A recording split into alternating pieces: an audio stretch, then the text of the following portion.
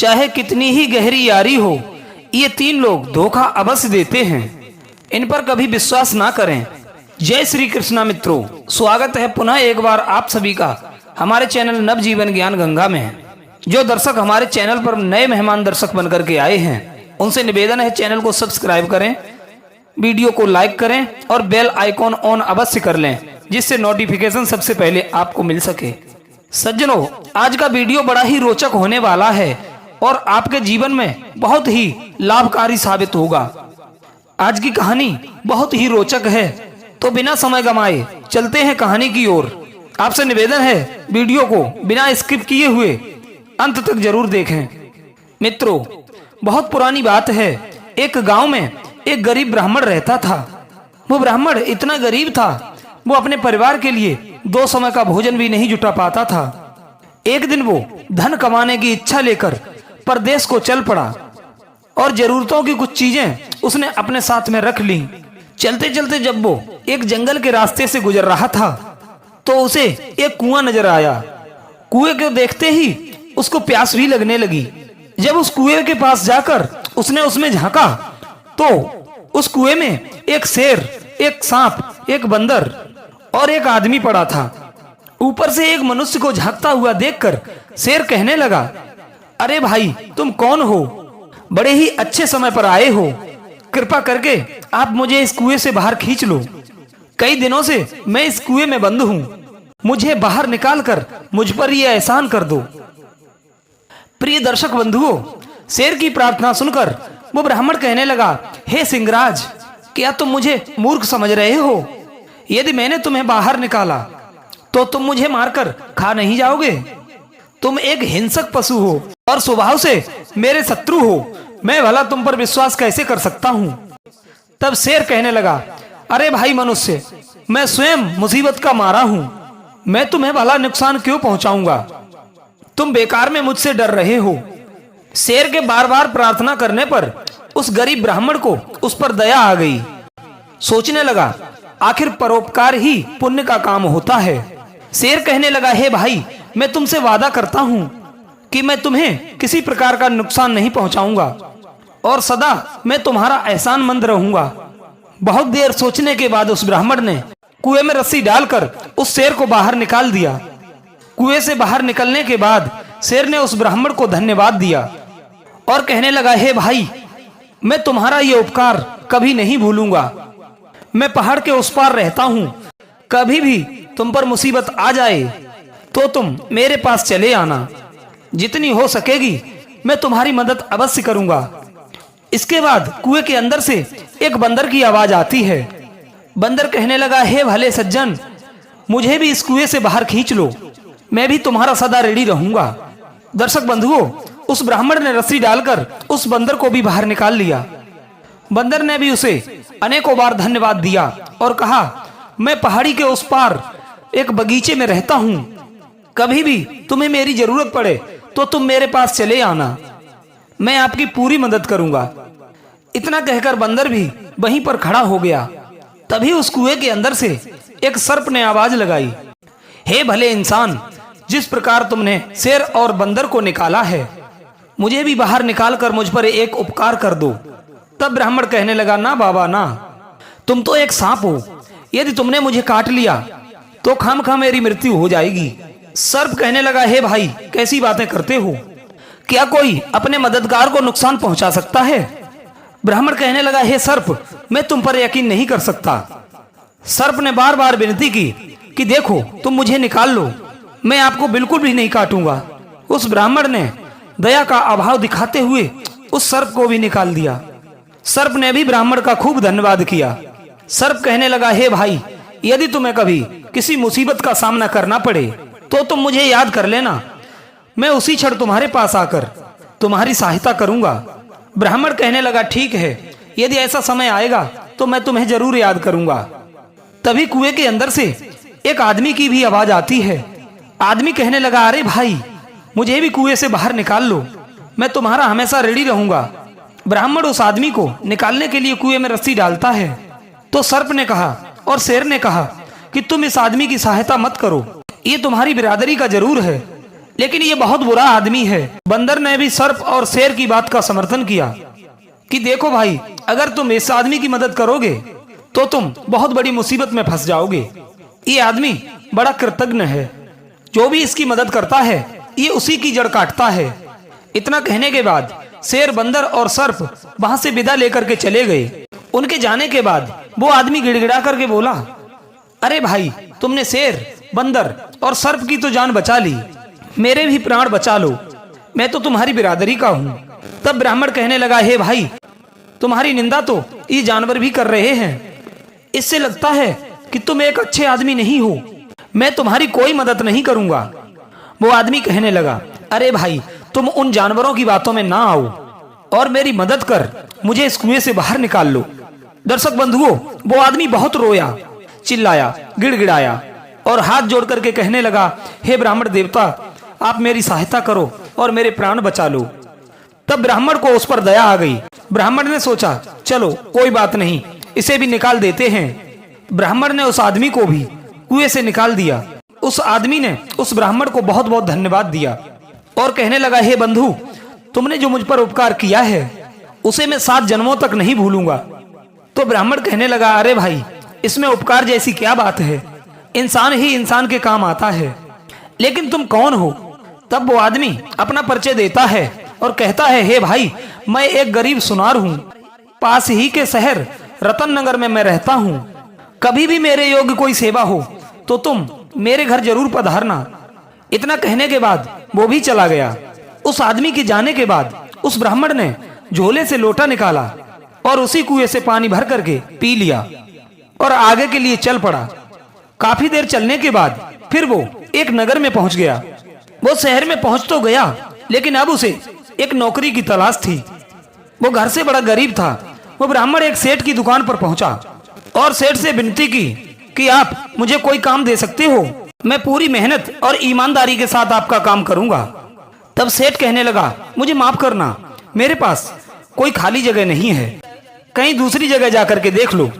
तब ब्राह्मण मन में निराश होकर वहां से लौट गया। उसके बाद ब्राह्मण ने नौकरी के लिए खूब भाग दौड़ की, लेकिन उसकी तकदीर ने उसका साथ नहीं दिया। तब ब्राह्मण सोचने लगा कि अब मैं अपने बीवी बच्चों के सामने कौन सा मुंह लेकर के जाऊंगा, मुझ जैसे बदनसीब को अब आत्महत्या करना ही ठीक होगा। दर्शक बंधुओं, इस प्रकार मन में हताश होकर के वो ब्राह्मण आत्महत्या करने के लिए सोचने लगा, लेकिन तभी उसे शेर, बंदर, सांप और उस सुनार के वचनों की याद आई और उसने सोचा, क्यों ना इन्हें भी एक बार आजमा कर देख लिया जाए, शायद वे मेरी कुछ मदद कर सकें। दर्शक बंधुओं, फिर वो आत्महत्या का विचार त्याग कर सबसे पहले बंदर के पास गया।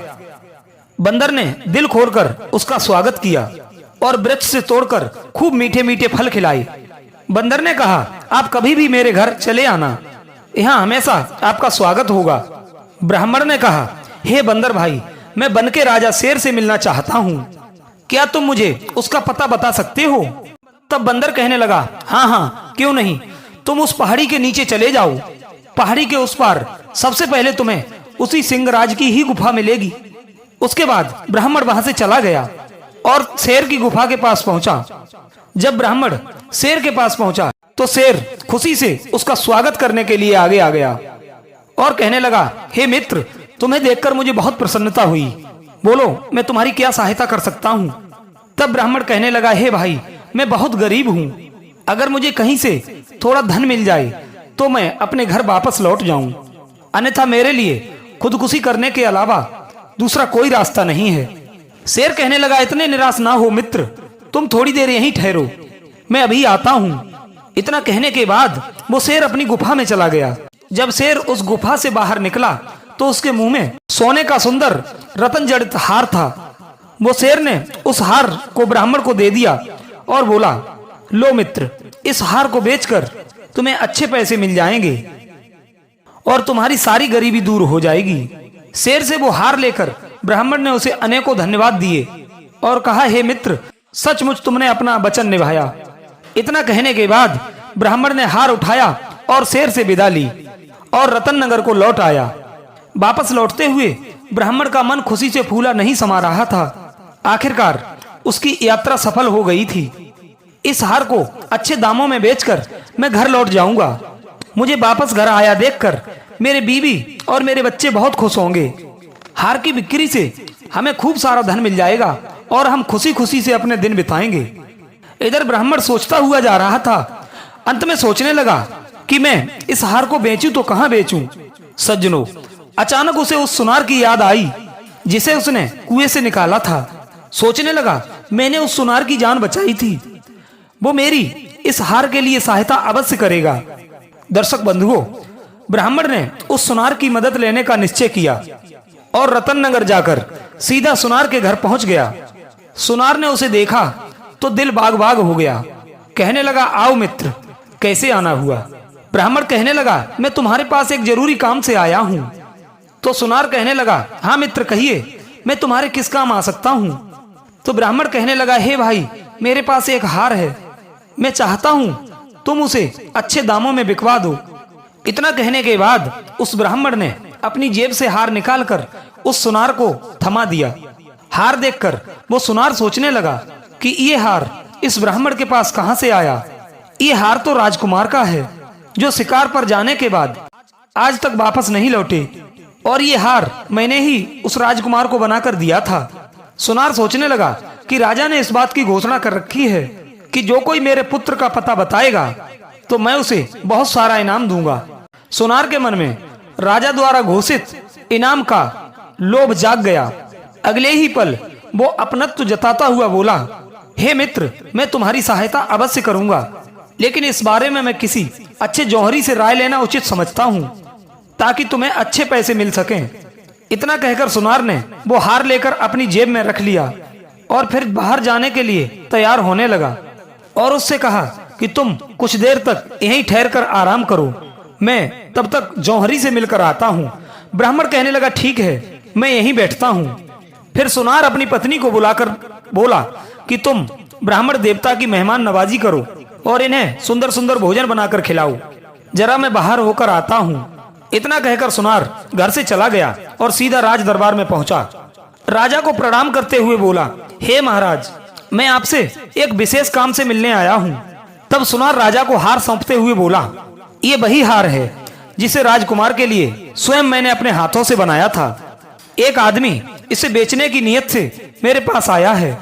हे महाराज, मैं उस आदमी को अपने घर पर बिठाकर आया हूँ। हार को देखते ही राजा पहचान गया कि जरूर वही मेरे बेटे का हत्यारा होगा।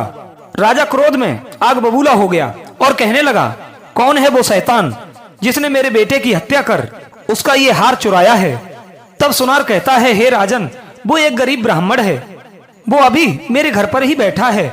इधर राजा ने गुस्से से सेनापति को आदेश दिया कि इस सुनार के घर जाकर उस आदमी को तुरंत पकड़ करके राज दरबार में लाओ।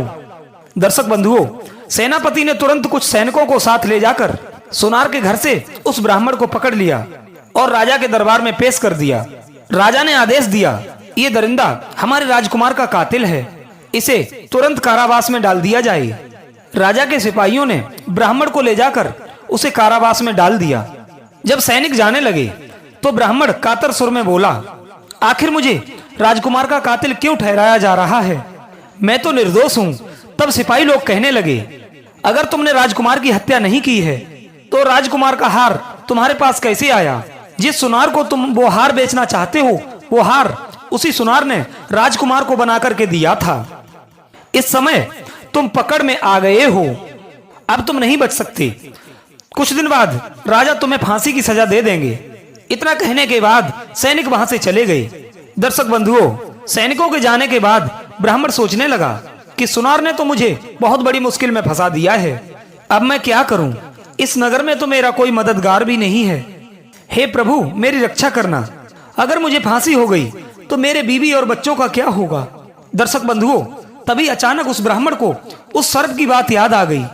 अगले ही पल उसने सांप को याद किया। सांप उसके सामने प्रकट हो गया और कहने लगा, अरे मित्र, तुमने मुझे कैसे याद किया? ब्राह्मण कहने लगा, मैं बहुत बड़ी मुसीबत में फंस गया हूँ।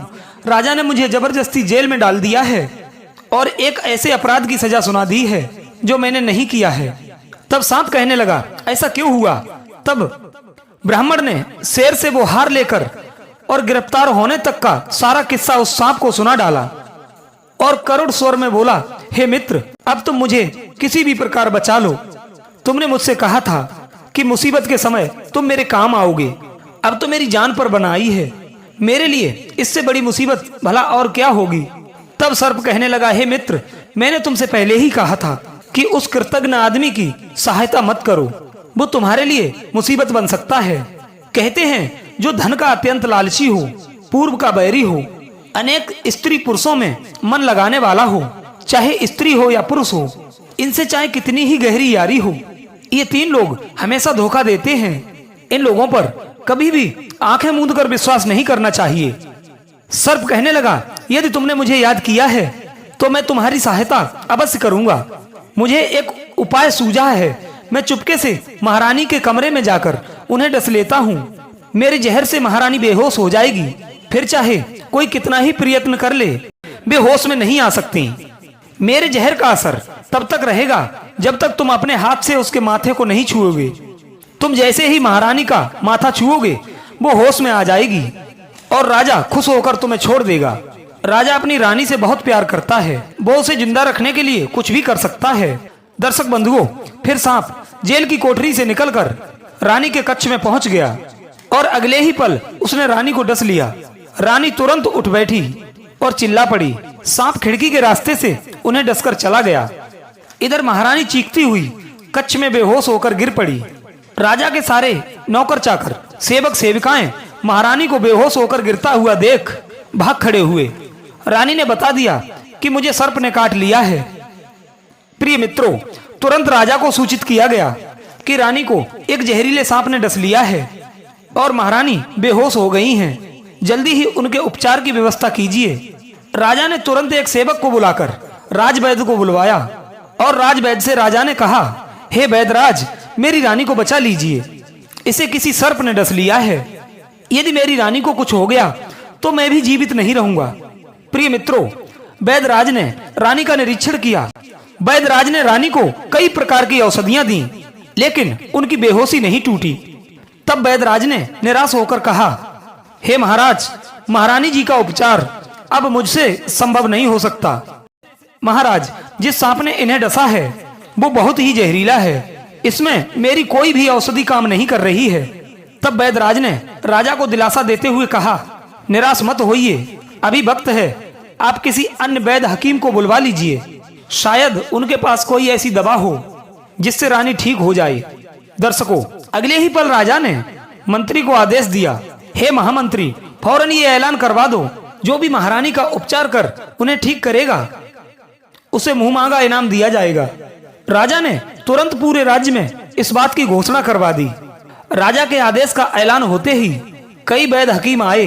महारानी को अनेकों प्रकार की औषधियां दी गईं, लेकिन कोई लाभ नहीं हुआ और महारानी की बेहोशी बिल्कुल भी नहीं टूटी, ठीक वैसी की वैसी ही बनी रही और सब अपना समूह लेकर लौट पड़े। सब तरह तरह की औषधियां देकर के हार चुके थे और कहते हैं कि अब तो भगवान ही महारानी को बचा सकता है। वैद्य हकीमों का निराशा भरा उत्तर सुनकर राजा मन ही मन घुलने लगे। हे भगवान, महारानी पर यह कैसी आफत आ चुकी है। दर्शक बंधुओं, उधर जेल की कोठरी में कैद ब्राह्मण ने राजा का ऐलान सुना तो उसने पहरेदार से कहा, मुझे महाराज के पास ले चलो, मैं महारानी को ठीक कर सकता हूँ। तब पहरेदार कहता है, अरे ब्राह्मण, जब अच्छे अच्छे वैद्य हकीम भी उन्हें ठीक नहीं कर पाए तो तुम एक हत्यारे होकर उन्हें भला कैसे ठीक कर सकते हो। ब्राह्मण ने पुनः एक बार फिर विनती की कि आप मुझे महाराज के पास ले चलो, मैं सच कहता हूँ कि मैं रानी को बचा लूंगा। पहरेदार ने ये खबर राजा को दी। राजा ने तुरंत उस ब्राह्मण को अपने पास में बुलवाया। राजा ने कहा, हे ब्राह्मण, अतिशीघ्र मेरी रानी को जीवित कर दो। अगर तुम मेरी रानी को जीवित नहीं कर सके तो मैं तुम्हारा सर कटवा लूंगा। ब्राह्मण कहने लगा, हाँ, मुझे मंजूर है महाराज, यदि मैं आपकी रानी को जीवित नहीं कर सकता तो आप मेरा सर अवश्य कटवा लीजिए। दर्शक बंधुओं, ब्राह्मण के इतने विश्वास दिलाने के बाद राजा ने ब्राह्मण को रानी के महल में पहुंचा दिया। ब्राह्मण ने आस्था से अपना हाथ महारानी के माथे पर रख दिया। अगले ही पल महारानी बिस्तर पर से उठ बैठी। उनके बदन का नीलापन गायब हो गया, चेहरा पहले की तरह दमकने लगा। वो चकित स्वर में बोली, महाराज। तब राजा कहने लगा, हे महारानी, आप इस ब्राह्मण की कृपा से जीवित हुई हैं। फिर महाराज ने रानी की जीवित होने की खुशी में ब्राह्मण को क्षमा कर दिया और उससे उसकी असलियत पूछी। तब ब्राह्मण ने सारी बात स्पष्ट रूप से बता दी। राजा ने ब्राह्मण को खूब धन दौलत और पुरस्कार देकर अपने घर से विदा किया और उस सुनार को बुलवाकर उसे जेल में डलवा दिया गया। दर्शक बंधुओं, इसीलिए कहते हैं जो धन का अत्यंत लालची हो, पूर्व का बैरी हो, अनेक स्त्री पुरुषों में आसक्ति रखता हो, इन 3 लोगों पर कभी विश्वास ना करें।